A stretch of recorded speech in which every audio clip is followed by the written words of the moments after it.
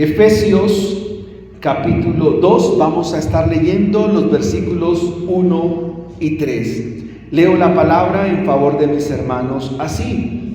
Y Él os dio vida a vosotros cuando estabais muertos en vuestros delitos y pecados, en los cuales anduvisteis en otro tiempo, siguiendo la corriente de este mundo, conforme al príncipe de la potestad del aire, el espíritu que ahora opera en los hijos de desobediencia, entre los cuales también todos nosotros vivimos en otro tiempo, en los deseos de nuestra carne, haciendo la voluntad de la carne y de los pensamientos, y éramos por naturaleza hijos de ira, lo mismo que los demás.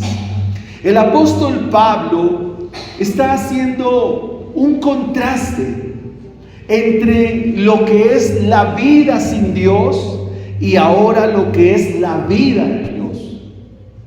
Es decir, nos está presentando cómo se era antes de estar sin Cristo y ahora cómo es el estar en Cristo.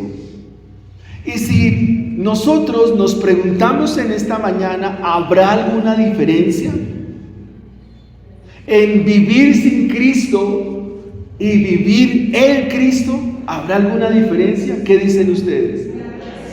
Claro, la diferencia es notoria, abismal. Pero en la segunda parte, que son los versículos 4 en adelante, nos va a mostrar que el amor de Dios es un amor muy grande y que la gracia de Él es una gracia sin límite, una gracia abrumadora, una gracia que envuelve al pecador y lo transforma, una gracia que no tiene frontera alguna, una gracia que es vasta, abundante. Dios hace un derroche de su gracia y solo los hijos de Dios, solo los escogidos de Dios saborean la gracia de Dios. Pero acá en estos dos contrastes vamos a encontrar el Evangelio. Vamos a encontrar la esencia misma de la predicación. Vamos a encontrar la razón de ser, de por qué debemos amar a Dios hasta el cansancio, hasta que se nos agoten las fuerzas. Y si hay más fuerzas, volver una vez más y venir ante Él. Cuando leemos el versículo 3, porque los otros versículos ya los hemos considerado, nos dice el versículo 3, entre los cuales también todos nosotros vivimos. Está diciendo el apóstol, ustedes eran, ya no son. Ustedes eran. En 2 Corintios 5:17 dice, de modo que si alguno está en Cristo, es nueva criatura. O sea, está haciendo una diferencia muy marcada, muy definida entre lo que éramos y lo que ahora somos. El título de nuestra enseñanza es por naturaleza hijos de ira. Esto no es para hoy llenarnos de susto, de miedo, para llenarnos de espanto, aunque sí, claro, si estás sin Cristo y el Evangelio no está en tu vida y tu corazón, llénate hoy de espanto, alármate, porque tal vez nosotros no dimensionamos lo que es la ira de Dios. Nosotros no dimensionamos que Dios en la historia ha dejado rastros de su ira y que Él es un Dios terrible, terrible en gran manera. ¡Ay de aquel que caiga en sus manos! Y entonces cuando se nos dice que éramos por naturaleza hijos de ira, pero que ahora veo su gracia, que ya no soy hijo de ira, sino que soy hijo de su amor, entonces eso me tiene que mover a amarle más y más, porque Él me amó primero. El apóstol hasta aquí nos viene mostrando esa realidad, la condición sin Cristo y sus terribles consecuencias. Pero al mismo tiempo nos hace una diferencia muy enfática, muy marcada en la supereminente grandeza de la obra de Cristo. El apóstol nos habla aquí de paganos lejanos, pero dice: eso eran ustedes en otro tiempo, sin Cristo, sin conocerle. Y eso incluye a todo el mundo, a religiosos, moralistas, habidos y por haber. Ahora, la pregunta aquí es: ¿por qué hoy los hijos de Dios, o mejor, por qué el apóstol nos describe que éramos como hijos de ira? ¿Por qué? Porque nos ha mostrado su grandeza, su poder. ¿Por qué éramos catalogados hijos de ira? ¿Y qué significa ser hijo de ira? Y es una expresión muy interesante, porque ser hijo de ira es que desde la misma concepción, un individuo sin el Evangelio, sin estar en el plan de Dios, sin estar en el plan del Señor, es por naturaleza hijo de ira. Si usted revisa el versículo 4 del capítulo 1, ¿qué dice? ¿Quiere leerlo en su Biblia? ¿Qué dice? Según nos escogió. ¿Desde cuándo? Desde antes de la fundación del mundo, para que fuésemos santos y sin mancha delante de Él. Las consecuencias de la elección incondicional y soberana de Dios es que se vive en santidad, se vive sin mancha, se vive puramente delante de Él. Pero esa es la realidad de haber sido escogido, es la realidad de haber sido planeado. ¿Desde cuándo? Desde antes de la fundación del mundo. Y el apóstol nos va hilando toda esa construcción salvacional, soteriológica, dirían los teólogos, toda esa construcción de la salvación en el ser humano. Y nos dice: mira, la salvación de tu alma no es ahora. La salvación de tu alma fue planeada y será ejecutada en el tiempo. Y la recibirás y serás un hijo de Dios. Y lo que el apóstol nos muestra es que si es así, y que si evidentemente soy un escogido de Dios, entonces mi vida mostrará las consecuencias de esa escogencia o esa selección que ha hecho Dios. Amén. ¿Cómo entonces llevarlo a la práctica? Ya en esta aplicación de la gracia de Dios que nos muestra el capítulo 2. Número 1, se vivía en la realidad del pecado. El hecho de que hayamos sido hijos de ira es porque vivíamos en la realidad del pecado. De hecho, el versículo 3 nos dice: en los cuales también todos nosotros vivíamos en otro tiempo en los deseos de nuestra carne. Había una realidad de pecado en mi vida. Había, no que hay. Había. ¿En qué tiempo está?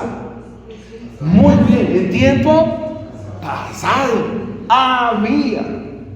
Se vivía en la realidad del pecado. Se vivía en la realidad de la maldad. Se vivía en la realidad de la rebeldía contra Dios. Y es lo que el apóstol nos ha dicho. Ustedes vivían muertos en delitos y pecados.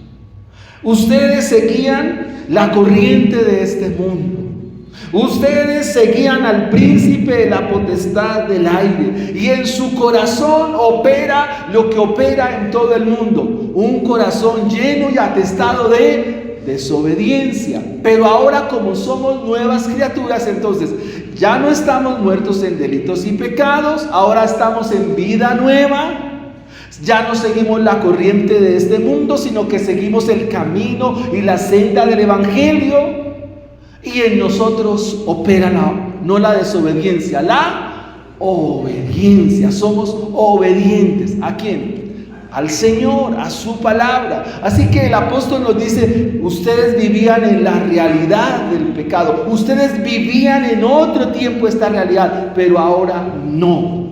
Y el apóstol aquí, así como llamó primariamente esta iglesia a la santidad, también el Señor nos está llamando a todos nosotros, a los niños, a los jóvenes, a los adultos, a las madres, a los padres, a todos los que estamos aquí. Nos está llamando a una vida de santidad, que es fruto de la nueva vida en Cristo Jesús. No era el pecado ocasional, era una forma espiritual en la cual estábamos viviendo. ¿Y qué hizo Dios? Nos sacó, nos trajo de allá y nos puso en su plan celestial. Vivíamos una vida pecaminosa, pero ahora no. Esta misma idea usted la va a encontrar en la carta a los Romanos en el capítulo 6, versículos 1 y 3 en adelante, que dice: el apóstol, llamando a santidad también la iglesia de Roma, le dice esta pregunta: ¿perseveraréis en el pecado para que la gracia abunde? ¿Ustedes quieren persistir en el pecado para que la gracia abunde? En ninguna manera. Porque los que hemos muerto al pecado, ¿cómo viviremos aún en él? O sea, no hay razón de ser, de por qué manifestar una vida de pecado. Viene la pregunta del apóstol allí en Romanos 6:3: ¿perseveraréis en el pecado para que la gracia abunde? En ninguna manera, porque los que hemos muerto al pecado, ¿cómo viviremos aún en él? Dice: no, es insólito. ¿Cómo vamos a seguir pecando? ¿Cómo vamos a seguir diciendo malas palabras? ¿Cómo vamos a seguir diciendo groserías? ¿Cómo voy a estar tratando mal a los míos? ¿Cómo persisto en esto? No puede ser, mis hermanos. No debe ser así. ¿Perseveraremos en el pecado para que la gracia abunde? Nanay, nanay. No, señores. Porque los que hemos muerto al pecado, ¿cómo viviremos aún en él? Es decir, que el pecado ya no tiene nada que ver con nosotros. La vida pecaminosa, la vida licenciosa, la vida extraña y ajena a Dios, no hace parte. No tiene nada que ver con nosotros. ¿Es nuevo esto? No. El Salmo 1, el Salmo 37 que leímos antifonalmente nos muestra esa descripción entre los justos y los impíos. Y dice que los impíos serán destruidos, pero a los justos les rodea la misericordia, los alcanza la gracia. Y el apóstol dice: mire, nosotros no solo hacíamos cosas malas, estábamos espiritualmente muertos, vivíamos separados de la vida de Dios. Pero ahora, ¿cómo vivimos? Cercanos a la vida de Dios. Amén. El problema no era falta de información. No, mis hermanos, el problema es que había una corrupción al interior de nuestro corazón. Había una corrupción en lo profundo de nuestro ser. Y solo el Evangelio, solo la gracia de Dios, solo la obra de Cristo es la que nos ha sacado de esa corrupción de nuestro corazón. Permítame ilustrarlo de la siguiente manera. Un pez no lucha contra el agua, ¿o sí?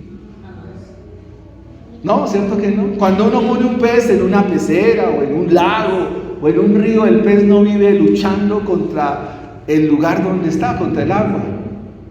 O sea, vive en ese lugar sin problema alguno, sin cuestión alguno. Así es el hombre natural que vive en el pecado. No percibe que está en esa condición. O sea, no se da cuenta. O sea, le da lo mismo una cosa y la otra. Es como un pez en el agua, no lucha.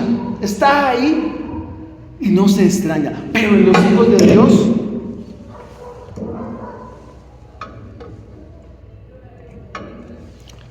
hijos de Dios, sí pasa algo. ¿Y qué es lo que pasa en los hijos de Dios? El pecado comienza a mortificarnos. El puritano John Owen dijo estas palabras, dijo: el pecado nos mortifica. Y ese es uno de los indicios de que somos hijos de Dios. Pero si usted peca y no busca arrepentimiento, preocúpese, hermano, preocúpese, alármate, porque es probable que tú no seas el hijo de Dios. Y yo tengo que decirte la verdad. Por eso la carta a los Romanos, en el capítulo 7, el apóstol Pablo da un grito de dolor y grita en el griego se ve el desespero del apóstol. Es un grito de angustia, como si estuviera en llamas en ese momento, y dice: miserable de mí, ¿quién me librará de este cuerpo de muerte? Y grita. El texto griego deja ver el grito: ¿quién me librará? Siguiente versículo: mas gracias sean dadas a Dios por Jesucristo. Y comienza el capítulo 8. Ahora pues, ninguna condenación hay para los que están en Cristo Jesús, porque no andan conforme a la carne, sino que andan conforme al Espíritu. Y esa es la gran diferencia. Éramos, ya no somos. Así que si, mi hermano, tú no sientes nada cuando la embarras, cuando dices cosas, porque todos las decimos, o hacemos cosas, miramos mal, quizás se nos sale una palabra y tú no sientes nada y no buscas arrepentimiento. Ay, ay, ay, ay, ay, ay, mararay, dicen en Santander. Ay, ay, ay, contigo. ¿Cuándo han visto a un muerto que sienta dolor cuando ingresa al sepulcro? ¿Cierto que no pasa nada con un muerto? O cuando lo entran al horno crematorio, ¿qué siente un muerto? Así es aquel que está sin Cristo. Pues todo le va, todo le sube, todo le viene, no pasa nada. Pero el apóstol dice: antes de Cristo no solo pecábamos, amábamos el pecado, pero la gracia no vino a mejorar nuestra conducta, sino vino a sacarnos de la tumba. Amén. La gracia de Dios vino a sacarnos de la vida de muerte y traernos a la vida. Y debemos recordar de dónde nos sacó el Señor. Esa realidad de pecado en la cual vivíamos, ya no es nuestra realidad. Esa realidad de la mentira, el engaño, la trampa, las malas palabras, no, señores, ya no es con los hijos de Dios. Esos son con los hijos de muerte, pero nosotros somos hijos de luz, hijos de vida. Mire lo que dijo el Señor Jesucristo en el Evangelio de Juan: el que me sigue no anda en tinieblas, porque el que me sigue anda en luz, porque yo soy luz, yo soy la luz del mundo. Y el que me sigue, ¿en qué anda? Y no hay ninguna como una amalgama, como una mezcla ahí. O sea, no hay luz mezcladas con tinieblas. ¿Eso puede existir? No. Si es luz, ¿qué es? Luz. Si está en oscuridad, está en oscuridad. Segundo punto del sermón: no solo se vivía en la realidad del pecado, sino que se seguían los deseos de la carne. El versículo 3 nos dice: y nosotros vivimos en otro tiempo en los deseos de nuestra carne. La palabra carne aquí es una palabra muy interesante en el Nuevo Testamento. Es una palabra que nos habla de un tejido muerto. Cuando nosotros vamos por la calle y nos encontramos un cadáver de una paloma o de un animal que murió, de un perrito que a veces nos dejan aquí en la esquina, Esa descripción se describe con la palabra carne, sarx, S-A-R-X, sarx, y significa que está muerto. Y trayendo a memoria, una vez que subía en la esquina había un cadáver de un perrito. Bueno, ya comenzaba a oler mal. Y el cadáver en la esquina comenzaba, habían unas aves ahí ya dando vueltas, hasta que pasó el carro a la basura. A eso se refiere con la palabra muerto, carne. Seguían los deseos de la carne. En otras palabras, se seguían los deseos de los muertos, espiritualmente hablando, en los deseos de nuestra carne. Así que el énfasis otra vez aquí tiene que ver con nuestro corazón. No éramos víctimas pasivas. No, había una inclinación activa al mal. ¿Qué quiero decir con esto? ¿Qué nos quiere decir la Escritura? Cuando hablamos de carne, no solo es el cuerpo, sino una naturaleza caída, pecaminosa, adámica, contraria a Dios, se opone a Dios, no gusta de las cosas de Dios. Dios no nada que ver con eso. Es una tendencia a ir en contra totalmente de Dios. De tal manera que en esa condición de carne, esa condición de muerto, los deseos son desordenados. Se hacen cosas desordenadas, cosas sórdidas, cosas terribles. Ayer escuchaba un testimonio de un profesor de colegio que envolvió a una niña de 11 de bachillerato. Y con ella hizo lo que ustedes no se imaginan. No vale la pena contar eso. Eso salió por ahí en noticias. Deseos de la carne, deseos pecaminosos, contrarios a Dios, deseos viles, deseos desordenados, pasiones fuera del diseño divino. Una condición espiritual terrible, hermanos. Cuando la Biblia dice, y ustedes vivían en los deseos de la carne, ustedes han escuchado una frase que dice, aquellos diciembres que nunca volverán. ¿Han escuchado eso? Hay una canción, ¿cierto? La verdad que nunca vuelven. De verdad que nunca vuelvan. Piense en alguien que ama el licor. ¿Cómo es? Estos días me contaban el testimonio de una persona que estuvo en la congregación y me dijeron, mire, esa persona iba a la iglesia, pero ahora mírelo, todos los días ingiere licor. Y estaba en la iglesia. Y me preguntaron que qué opinaba, que ahí qué.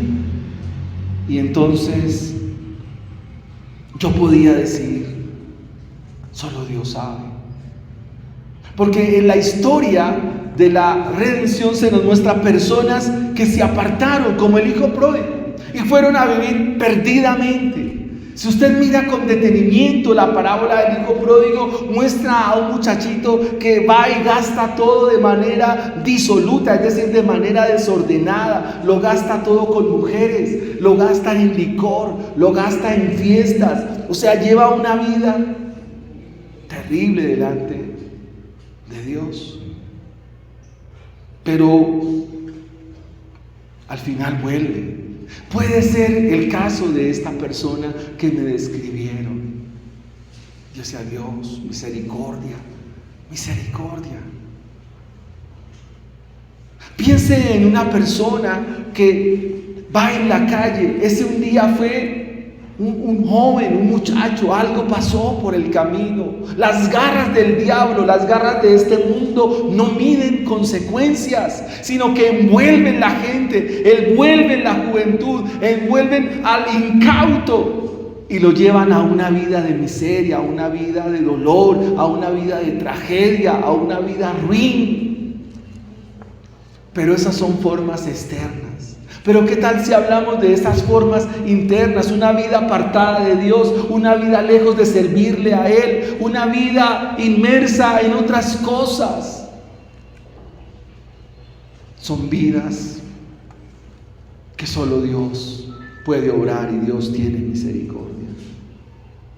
No necesitábamos que nos enseñen a pecar.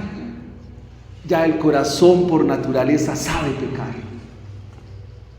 O sea, enseñarle a mentir a una persona, eso no es necesario.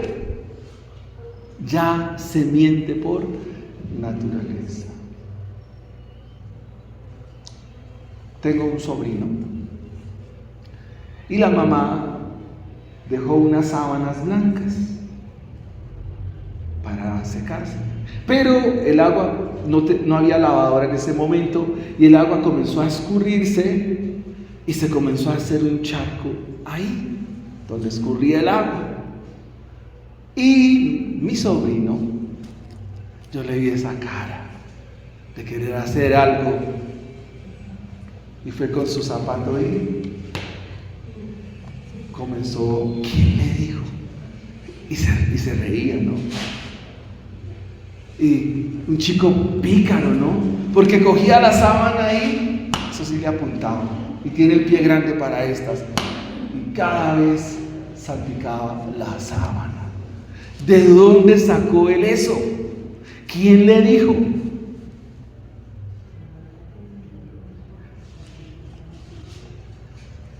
A veces nuestros hijos o nuestros niños se sacan las galletas a escondidas. ¿Sí? Los chocorramos a escondidas. ¿Y cómo le llama la vieja naturaleza a ese tipo de personas? Chino vivo, no como el papá. Sagaz. Pero realmente, ¿qué es ese niño de 4 años que se saca las galletas a escondidas? ¿Qué es? Es un pequeño ladrón, hermanos. Está robando. Y yo recuerdo lo que decía la profesora: hoy es un lápiz, mañana será un banco. Nosotros nos quejamos de la corrupción de los políticos y todo esto, pero ¿por qué no hablamos de la corrupción al interior de nuestras familias? Abeja, ese chino es vivo, es una avispa, y eso el mundo lo aplaude. O sea, hay una naturaleza en ese corazón y por eso es una naturaleza caída, pecaminosa, adámica. Ahora la pregunta es, yo no sé ustedes qué piensan, no sé cómo está su doctrina, pero es un examen de doctrina en esta mañana. ¿Un bebé viene con esa naturaleza o la aprende por el camino? ¿Y qué sustento bíblico me dan de eso? Yo soy evangélico. ¿Un bebé cuando nace es un angelito como creemos o es un impíito ahí que está pidiendo tetero? ¿Ustedes qué dicen? ¿O su hijo, su bebito es un angelito? Solo le faltan eso. Anote, Salmo 51, versículo 5. En pecado me concibió. Por tanto, bueno, hablemos con nuestros niños aquí en la iglesia. ¿Será que son angelitos? Mira, allá hay 12. Allá hay un angelito. ¿Son angelitos? ¿O necesitan el evangelio también? Claro que necesitan el evangelio. ¿Ustedes conocen la historia de mamá Rebeca? Que en el vientre tenía 2 bebés y ya desde el vientre, ¿qué hacían? ¿Qué hacía el más pecaminoso? Se llamaba Jacob. ¿Qué hacía con el hermanito Esaú? ¿De dónde peleaban? Desde el vientre. O sea que hay un problema. ¿Ya saben cuál es el problema? Ese problema es el que combate el evangelio. O sea que todos en la iglesia, ¿qué necesitamos? El evangelio, la gracia salvífica que nos trae de muerte a vida. Amén. Así que a nuestros hijos no hay que enseñarles a desobedecer. Ellos de por sí ya obedecen. Pregunto, ¿cuántas veces ustedes llaman a sus hijos? Bueno, espero que no sea el primero. ¿Vas a venir? Ya voy. ¿Vas a venir? Ya voy. ¿Cuántos ya voy? Eso ya ahí, uno dice, ya están ahí. ¿Sí? ¿Qué problema para que obedezcan? ¿Qué problema para que se levanten? ¿Entienden la gracia del Evangelio? Ahora pensemos en nosotros, niños grandes. ¿Cuán difícil es obedecer a Dios? Hermanos, hay que leer la Biblia. Bueno, sí, la leemos. Estamos en plan de lectura de Biblia. ¿Verdad que necesitamos el Evangelio? Permítanme ilustrarlo de la siguiente manera, mis hermanos. Un árbol enfermo no necesita esforzarse para dar fruto malo. Si un árbol está medio infectado, por ejemplo el café que lo afecta a la roya, no va a dar fruto bueno. Ya está trabajado por la roya. ¿Cómo será el fruto de café? Malo. Da fruto según su naturaleza. Ahora, si Pablo nos dice en este segundo punto que se seguían los deseos de nuestra carne, ¿cuáles serán los frutos? Pues frutos de la carne. Explicado de otra manera, si un chico está sin el Evangelio y le dice, mamá, quiero ir a una fiesta, pues es lo que desea que su carne, porque es lo que anhela, es lo que desea, es lo que quiere. Eso pasa, da frutos según la carne. El Señor Jesucristo dijo estas palabras: el árbol bueno da frutos, y el árbol malo, ¿qué frutos da? Frutos malos. ¿Y cómo podemos aplicar esto? El mayor problema del hombre no está afuera. ¿En dónde está? Recuerda que los fariseos estaban lavando las manos y decían, no coman con las manos sucias. Y el Señor dice, no. El problema no está en lo que entra, está en lo que... Y del corazón, ¿qué sale? Los malos pensamientos. ¿Qué más sale del corazón? Las disensiones. ¿Qué más sale del corazón? Las malas palabras. ¿Qué más sale del corazón? Y dice, y de la abundancia del corazón habla la boca. ¿Y qué se necesita para eso? Nacer de nuevo. Hay un filósofo que se llama Juan Jacobo Rousseau. Los que están en 10º, de pronto en 9º lo van a ver. Él dice esta frase: el hombre nace bueno y la sociedad lo corrompe. ¿Eso es verdad? No, la Biblia dice el hombre nace malo y la sociedad le sigue llevando a que sea más malo. Sin un nuevo nacimiento no hay cambio verdadero. Y lo que Pablo nos ha dicho es, ustedes han nacido de nuevo. Ustedes ya no son esa clase de gente. No. Ustedes son ahora hijos de Dios, hijos de gracia, vasos de gracia, vasos de misericordia. Amén. Veamos nuestro tercer y último punto en esta mañana. Dice el apóstol, ustedes hacían lo mismo que los demás. ¿Qué es lo mismo de los demás? Dice, aquí vemos una dimensión colectiva del pecado. ¿Cómo así? No solo seguíamos la carne, no solo seguíamos la corriente de este mundo, sino que el pecado lo veíamos como normal. Y en nuestros días, uno de los grandes problemas de nuestra sociedad es que todo lo ha relativizado. ¿Qué significa eso? Que todo lo ve normal. El martes que mi hermano me llevó muy amablemente, en el bus donde me trasladaron, habían 2 homosexuales. Se estaban dando picos.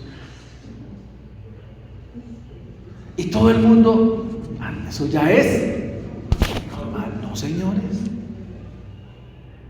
Claro, se me salió el evangélico que llevo por dentro. No, esas porquerías delante mío no, háganse para otra parte, respeten. Dios condena eso. Ay, este es un religioso. Bueno, diga lo que quiera.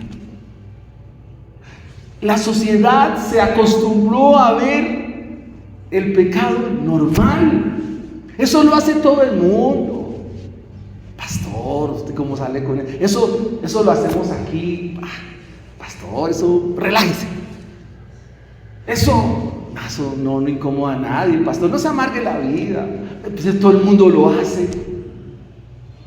O sea, nosotros no podemos pensar así. Eso lo hacen los demás, pero nosotros no. El pecado no se puede normalizar. El pecado no se puede normalizar aquí en la iglesia, no. Porque la pregunta es, ¿qué comunión tiene la luz con las tinieblas? ¿Habrá comunión? Una de las 3 marcas de una iglesia bíblica es la disciplina eclesial. ¿Qué significa eso? Que al hermano que de pronto vemos que está caminando medio, hay que llamarlo al orden, y hay que amonestarlo, y hay que orar por él, y hay que instruirlo, y decirle: hermano, no está bien lo que estás haciendo, debes cambiar, debes acudir a Cristo, debes correr a Cristo, porque no puedes seguir si es un hijo de Dios. Y si es un hijo de Dios, va a entender y se va a someter por amor a aquel que le tomó por soldado. No podemos ¿se imagina aquí todo el mundo? Hermano, ¿de dónde llegó? No, anoche estuve en una fiesta, hermano, estuvo buena. ¿Y qué hizo? No, tomé anoche, pero hoy estoy aquí para alabar al Señor. ¿Ustedes pueden concebir eso? ¿Sí? No. ¿Cómo? No, hermano. No, vengo hoy en Guayabado. No, mis hermanos, no, en ninguna manera. No se puede mezclar lo santo con lo profano, no. Y usted no puede permitir en su casa lo mismo. Usted debe sentar ahí su presente. Hay un pasaje del capítulo 3 del libro de Samuel, donde Elí se daba cuenta de lo que hacían sus 2 hijitos, y eran líderes espirituales. Estaba el pastor reverendo y los 2 pastores laicos ahí en el templo del Señor. ¿Y qué hacían? ¿Lo recuerdan? ¿Ustedes recuerdan que hacían? Omnifines. ¿Qué dicen? Claro, dormían con las mujeres de Israel ahí en el templo y se sacaban de lo de los sacrificios. No, pero Dios no sabe, tranquilo, nadie sabe nada. Tapando el pecado. La pregunta es, ¿y ustedes creen que el que ve todas las cosas, qué piensa? Él sí lo ve todo. Y eso es lo que Pablo nos dice. No, esta iglesia no es como las demás. No somos como los demás. En nuestros días tenemos muchas corrientes del cristianismo liberales. O sea, rezar y pecar es su empate, no pasa nada. Pues, ¿qué hay de malo en eso, hermano? Me tomé unos tragos. Fueron seis pokers. O sea, no pasó nada. No, hermano, pues me eché una canita al aire. No, eso no, mi mujer no va a saber, tranquilo. Nadie sabe. Y así, pues el que no tranza no avanza, hermano. Este mundo es de los vivos. ¿Y ustedes piensan que eso así va bien? No, mis hermanos, no podemos hacer lo mismo que los demás. Lo mismo que los demás. ¿Y por qué no podemos hacerlo? Porque esa no es nuestra naturaleza. Esa no es nuestra realidad espiritual. Somos hijos de la luz. Ahora, ¿qué pasa si una persona está en la iglesia, piensa como cristiano, actúa como cristiano, está con los cristianos, habla como cristiano, pero no es cristiano? ¿Qué creen que va a pasar? Obviamente será destruido. Aquí vamos a encontrar un atributo de Dios, la ira de Dios. Versículo 3 al final dice, y por naturaleza éramos hijos de ira. Me dio ira, hermanos. Bien, la ira de Dios. La ira de Dios no es un arrebato emocional como nosotros. Se me salió la chispa. No, mis hermanos. En el libro de Números, que estamos leyendo en el plan bíblico, dice, y se encendió la ira de Jehová. ¿Y qué significa eso? Que se le saltó la chispa de... No, Dios no actúa con las emociones como las nuestras. Así que la ira de Dios no es un arrebato emocional ni una reacción descontrolada. Así como Dios es amor desde antes de todas las cosas, también su naturaleza es ira, solo que Él la va manifestando. Dios es ira, Dios es amor, Dios es justicia, Dios es santo. Y así es Dios. Y cuando la Biblia nos muestra la ira de Dios, nos habla de su justicia, nos habla de que no tomará por inocente al que es culpable y que la manifiesta frente al pecado.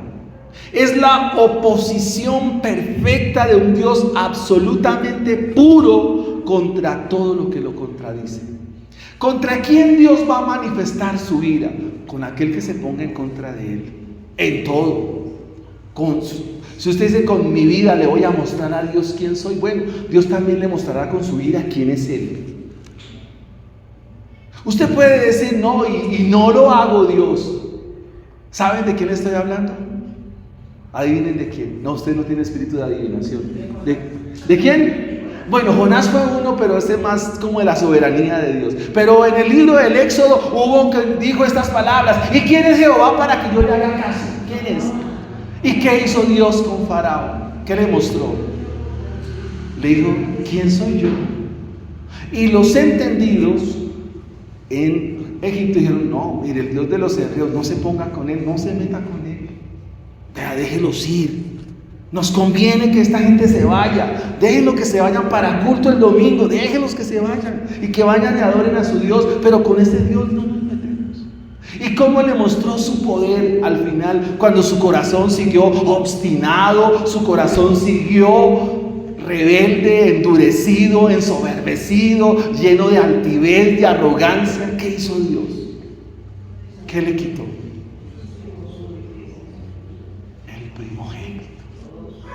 Y en ese contexto, el primogénito era lo más preciado, lo más que se amaba. Para un monarca o para un faraón de la dinastía del Bajo Nilo, los egipcios, el primogénito era lo más preciado. Y ahí le dijo, ¿quieres saber quién soy? Mire quién soy. Dios manifiesta su ira de forma opuesta. Cuando nos habla aquí de por naturaleza hijos de ira, nos está mostrando que el hombre caído no solo peca, sino que permanece la sentencia divina sobre esa vida. Salmo capítulo 7, versículo 11. La ira de Jehová está contra el impío todos los días de su vida. La ira de Dios no nace de su capricho, sino porque Él es santo, aplicará su ira. No es incompatible con el pecado. Todo lo contrario, Él muestra su ira. Esta mañana con los hombres estudiábamos un pasaje de Génesis 6, donde dice, y la maldad del hombre llegó a tope. Y los pensamientos del hombre eran de continuamente solamente el mal. ¿Y qué dijo Dios? Voy a ponerle fin a esto. ¿Y cómo le puso fin? Con el diluvio. Y el diluvio es un rastro, una forma parcial de su ira. Pero hermanos, eso no tiene que asustarnos a nosotros. ¿Por qué no nos debe asustar? Porque somos hijos de Dios. Y esto nos lleva directamente al Evangelio. ¿Por qué? Porque la ira que era sobre ustedes, la ira que era sobre cada uno de nosotros, ¿quién la llevó? El Señor Jesús. El Señor Jesús en la cruz del Calvario recibió todo el peso de la ira de Dios. El Señor Jesús recibió por nosotros esta ira, el peso de la mano de Dios, toda la fuerza de la ira de Dios. Nuestro Señor la recibió en la cruz por nosotros. Y no solo recibió el peso de su ira, Dios descargó en él toda su mano. ¿Y por qué lo hizo? Porque te amó, hermano. Te amó hasta lo sumo. Fue a la muerte y muerte de cruz.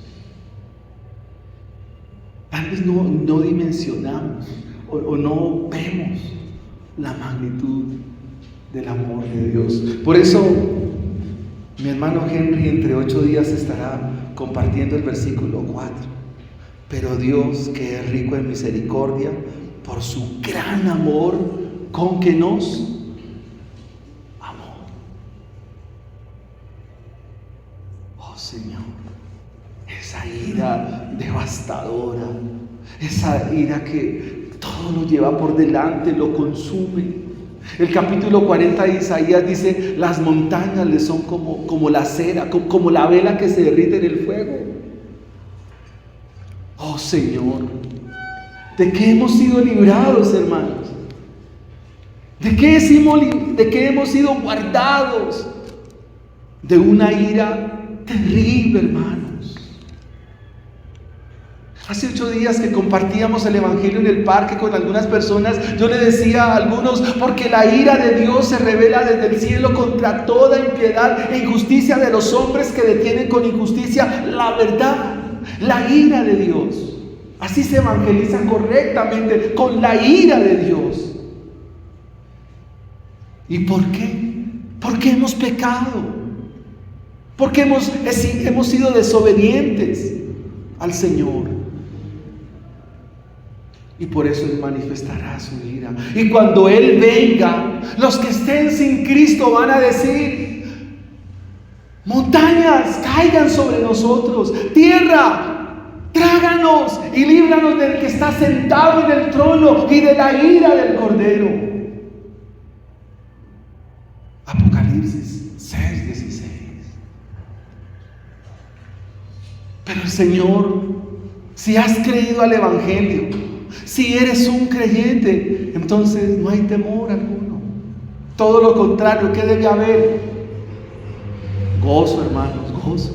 ¿Por qué? Porque Cristo pagó por nosotros. Él murió por nosotros. Él entregó su vida.